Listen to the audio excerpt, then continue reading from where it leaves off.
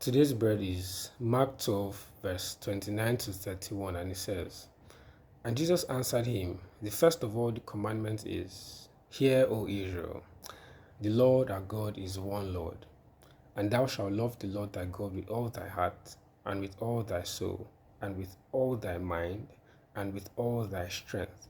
This is the first commandment. And the second is like, namely this, Thou shalt love thy neighbor as thyself. There is none other commandment greater than these. So, to track back a bit to the Old Testament, Moses gave the Israelites 10 commandments, and they couldn't keep these commandments.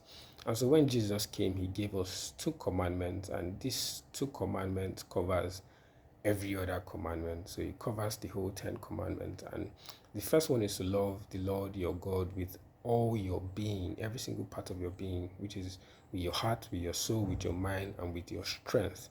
And when you do this, you won't love any other God, because you're literally using all your being to love one God, the true God. And then love your neighbor as thyself.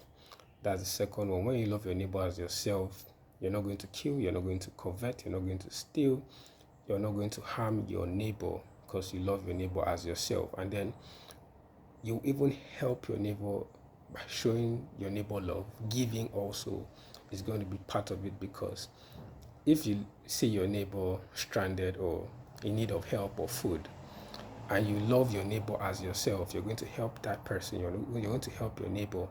And that's why even this love your neighbor as yourself, even it covers even more than the other commandments in the 10 commandments. It covers more, and then it covers more things, encompasses more things, like giving also, like we just mentioned now.